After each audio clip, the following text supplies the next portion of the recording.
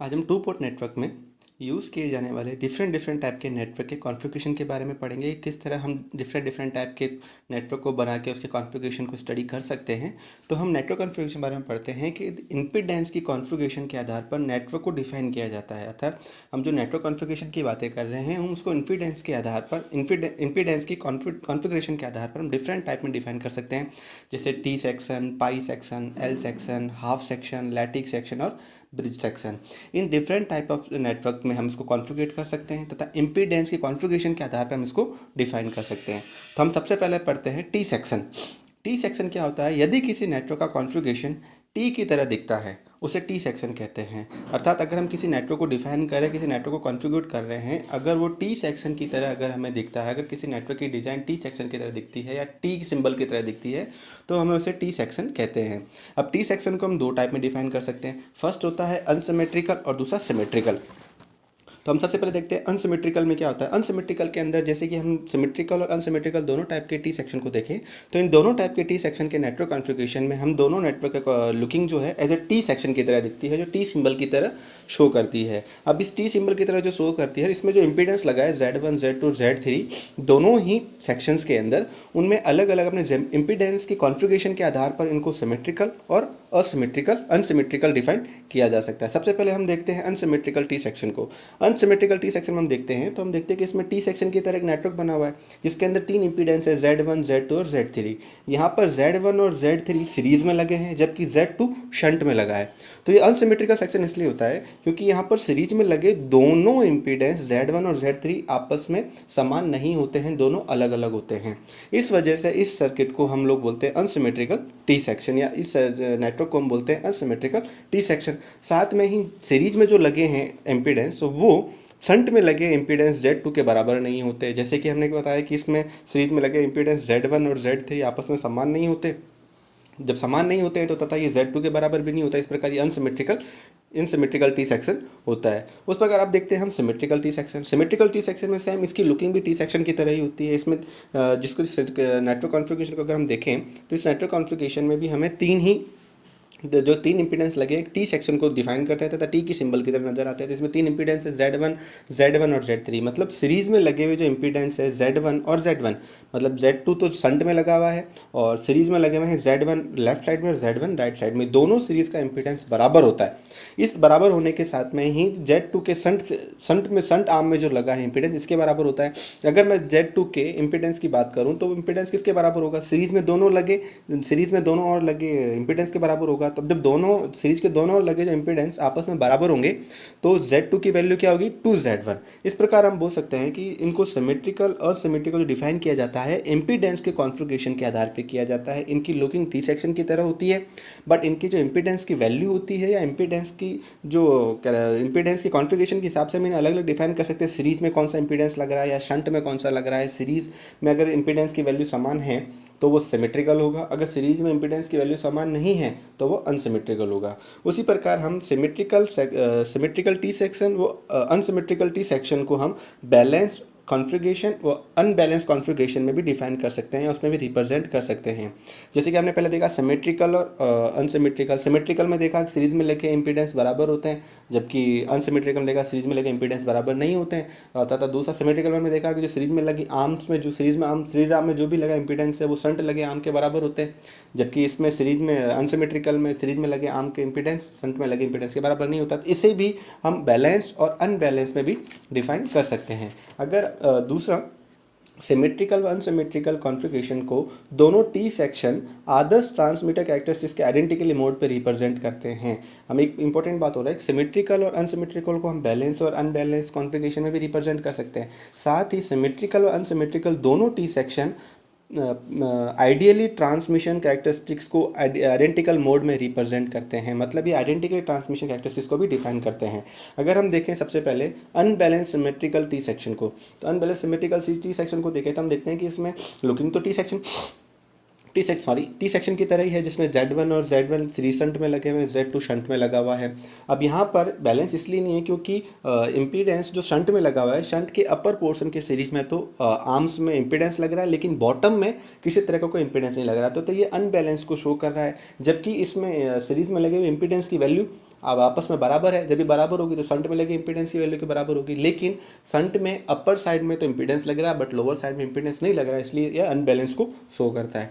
इसी प्रकार हम बैलेंस सिमेट्रिकल को देखते हैं। बैलेंस सिमेट्रिकल को देखते हैं तो बैलेंस सिमेट्रिकल को जो शंट में जो लग रहा है Z2, उसके अपर पोर्शन और बॉटम पोर्शन दोनों और सीरीज में इम्पीडेंस लग रहा है, और उस इम्पीडेंस की वैल्यू को बैलेंस किया गया है कि जैसे कि Z1/2 अपर की साइड देखते हैं तो Z1/2, और अपर के लेफ्ट राइट में देखते हैं तो Z1/2 Z1/2, हम दोनों को सीरीज में जोड़ेंगे तो Z1 बनेगा। उसी प्रकार अगर हम बॉटम की तरफ देखते हैं तो Z1/2 और Z1/2, इन दोनों को हम ऐड करेंगे सीरीज में तो ये Z1 बनेगा। जब इन दोनों सर्किट को सॉल्व किया जाएगा तो ये बैलेंस को भी शो करेगा, तथा साथ में इसकी जो Z2 की वैल्यू, इम्पीडेंस की वैल्यू है, वो भी इन सीरीज आर्म में लगे हुए इम्पीडेंस की वैल्यू के बराबर होगी। इस प्रकार ये जो सर्किट है टी सेक्शन है और साथ में ही इसको बैलेंस सिमेट्रिकल में शो करता है। इस प्रकार हम टी सेक्शन को असिमेट्रिकल, अनसिमेट्रिकल, बैलेंस, अनबैलेंस इनमें रिप्रेजेंट कर सकते हैं। ये चारों चीज़ें इनको रिप्रेजेंट करने के लिए ये इम्पीडेंस के कॉन्फ़िगरेशन पर डिपेंड करती है। सेकेंड, पाई सेक्शन।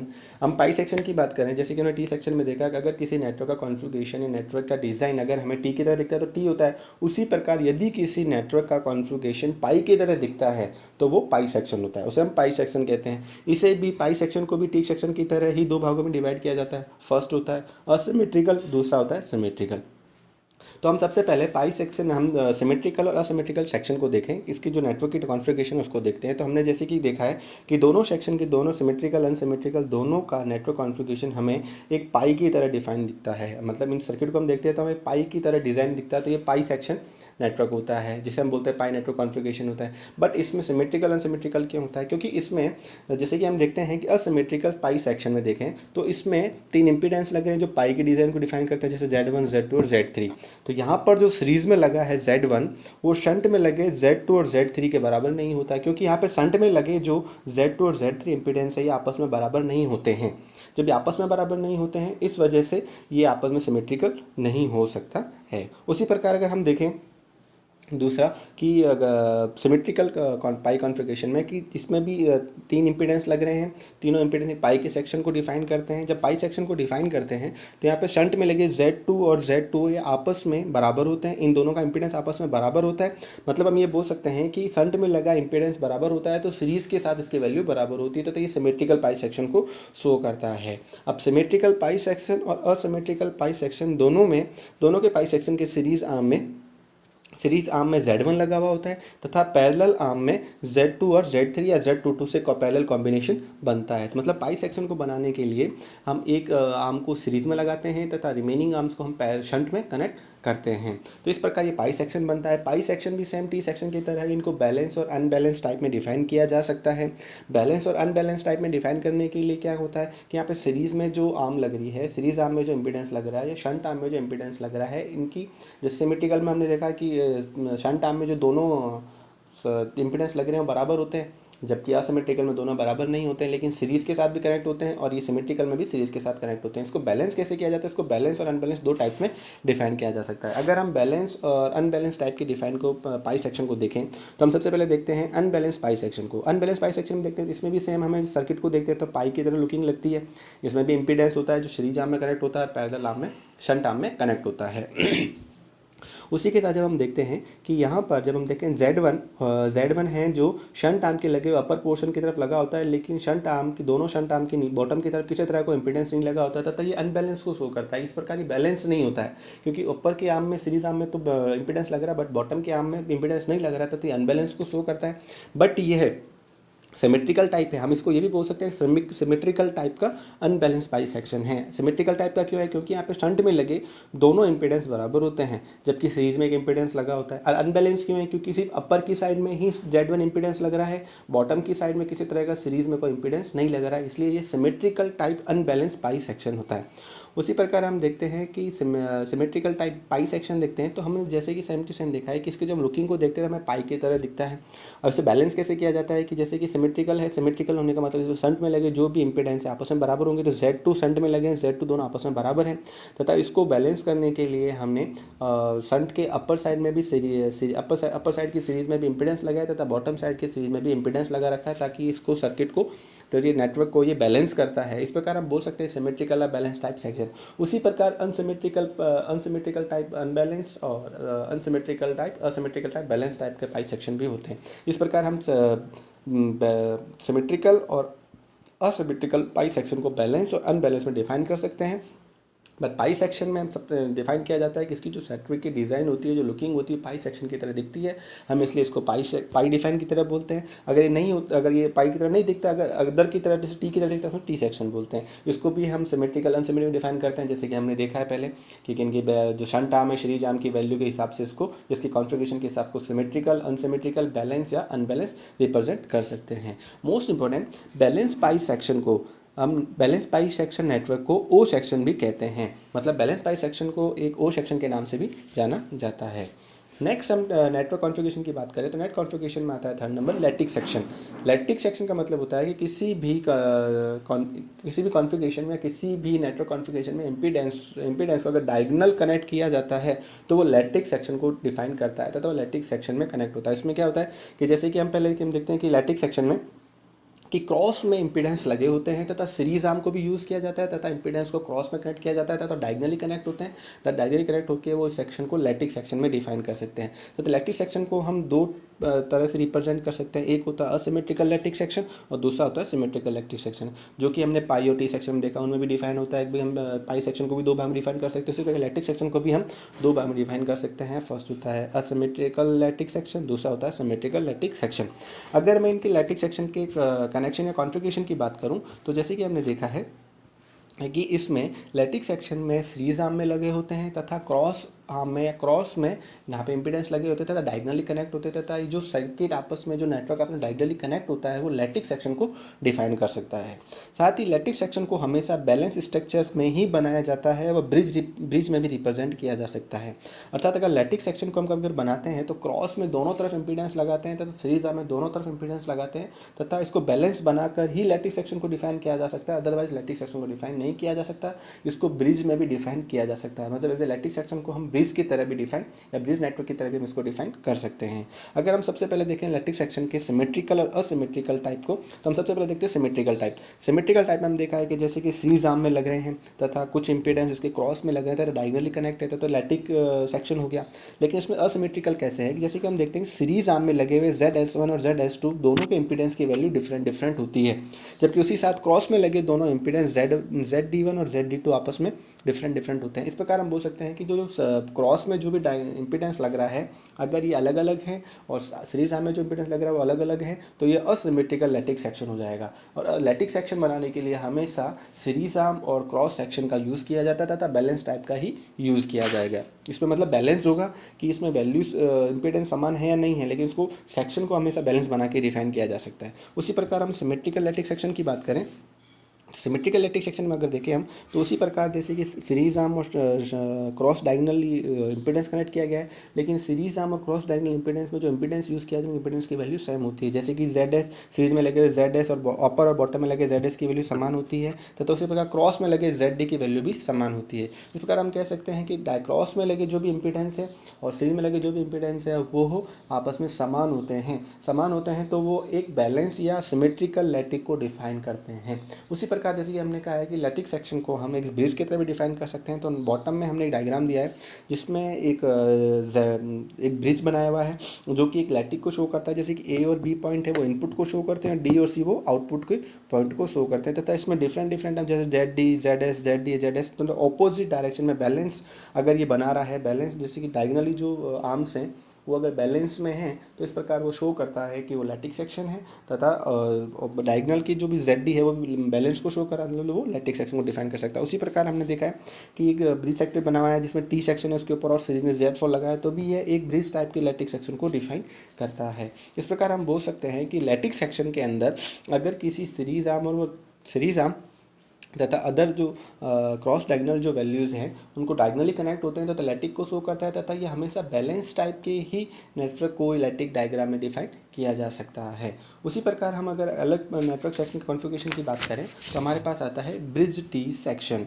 अगर हम ब्रिज टी सेक्शन की डिफाइन के बारे में बात करें तो होता है कि यदि किसी टी सेक्शन को, जैसे कि हमने टी सेक्शन को देखा है कि यदि किसी कोई सर्किट टी सेक्शन की तरह दिखता है तो उसी प्रकार हम बोलते हैं कि यदि किसी टी सेक्शन का सीरीज आर्म इम्पीडेंस को ब्रिज द्वारा रिप्रेजेंट किया जाता है तो उसे ब्रिज टी सेक्शन बोलते हैं।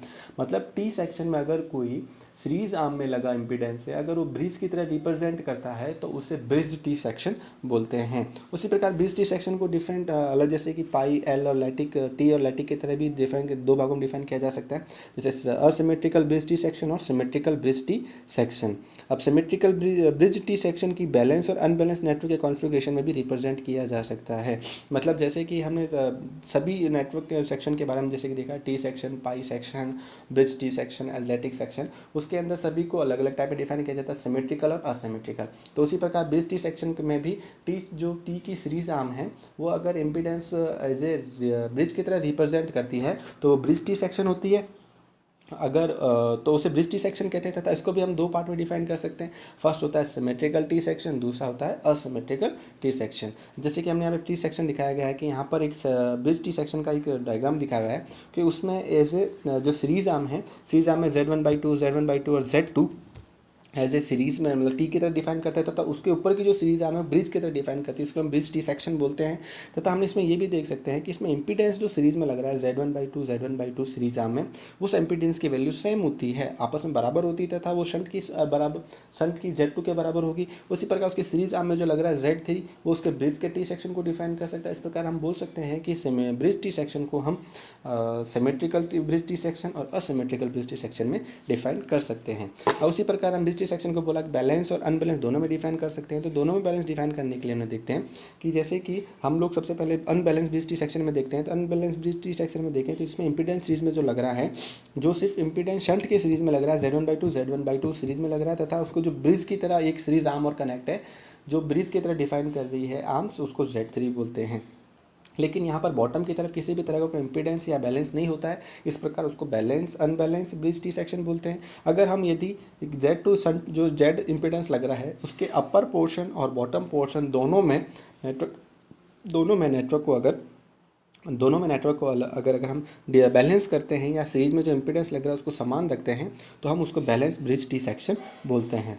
इस प्रकार हम देख सकते हैं कि अगर किसी नेटवर्क कॉन्फ़िगरेशन की अगर हम बात करें तो डिफरेंट टाइप के इम्पीडेंस के कॉन्फ़िगरेशन से हम नेटवर्क को डिफाइन कर सकते हैं, जैसे कि टी सेक्शन है, पाई सेक्शन है, लैटिक सेक्शन है, हाफ ब्रिज सेक्शन है, तथा ब्रिज टी सेक्शन है। इस प्रकार हम उसको डिफाइन कर सकते हैं। इनमें सभी में इम्पीडेंस की कॉन्फ़िगरेशन के हिसाब से सिमेट्रिकल और असिमेट्रिकल को डिफाइन किया जाता है, तथा इन्हीं को साथ में बैलेंस और अनबैलेंस भी डिफाइन किया जा सकता है। सिमेट्रिकल बैलेंस अनबैलेंस होता है, असिमेट्रिकल बैलेंस और अनबैलेंस होता है। इसमें सिर्फ और इम्पीडेंस की वैल्यूज़ को कॉन्फ़िगरेट करके, उसको बैलेंस करके, उसकी वैल्यू को डिफाइन करके शंट और आर्म में उसको हम कॉन्फ़िगरेट करके हम नेटवर्क को डिफाइन कर सकते हैं। इस प्रकार हमने 2 पोर्ट नेटवर्क में डिफरेंट टाइप के नेटवर्क कॉन्फ़िगरेशंस के बारे में पढ़ा। Thank you.